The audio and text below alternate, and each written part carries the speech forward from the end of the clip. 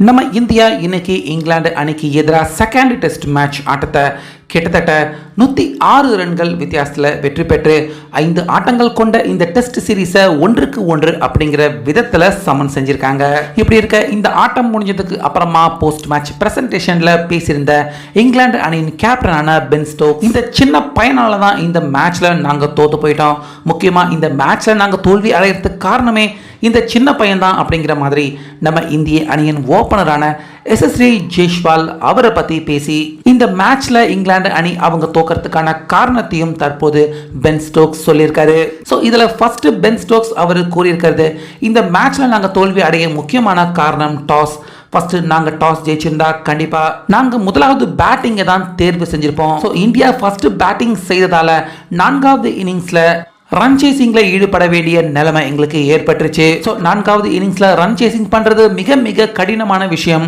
அதுவும் முக்கியமா இந்திய அணி பக்கம் இளம் பிளேயரான எஸ்எஸ்வி ஜெய்ஸ்வால் அவர் 100 அடிப்பாரு அப்படின்னு நாங்க யாருமே கற்பனை கூட செய்து பார்க்கல. ஸோ பொதுவாக 22 வயது மட்டுமே ஆகியிருக்க இளம் பிளேயர் அப்படின்னா செஞ்சுரி அடிக்கிறதே பெரிய விஷயம்.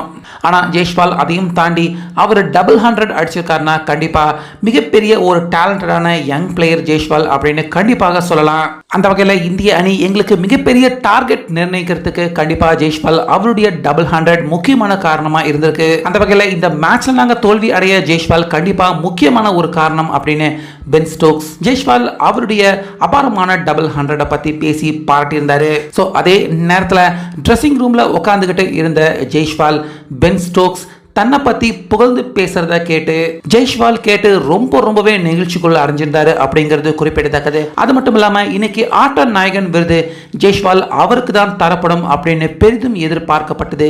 ஆனால் ஆட்ட நாயகன் விருது ஜஸ்பிரிட் பும்ரா அவருக்கு தரப்பட்டிருந்தது. ஆனாலுமே பும்ரா இளம் பிளேயரான ஜெய்ஸ்வால் அவரை ஊக்குவிக்கும் விதமாக அவர் வாங்கியிருந்த அந்த ஆட்ட நாயகன் விருதை ஜெய்ஸ்வால் அவருக்கு கொடுத்து, அதாவது போஸ்ட் மேட்ச் பிரசன்டேஷன் ஏரியாவுக்கு ஜெய்ஸ்வால் அவரை மேடைக்கு அழைத்து அந்த இடத்துலயே பும்ரா அவருடைய ஆட்ட நாயகன் விருதை ஜெய்ஸ்வால் அவருக்கு கொடுத்து மகிழ்விச்சிருந்தாரு. ஸோ அந்த வகையில் 22 வயது மட்டுமே ஆகியிருக்க ஜெய்ஸ்வால் தற்போது பென் ஸ்டோக்ஸ் அவர் பாராட்டக்கூடிய ஒரு மிகப்பெரிய பிளேயரா இந்த டெஸ்ட் மேட்ச் ஆட்டத்திலையும் நம்ம இந்திய அணிக்காக முக்கியமான ரோல் பிளே பண்ணிக்கிறத பத்தி உங்க கருத்தை கமெண்ட்ஸ்ல சொல்லுங்க.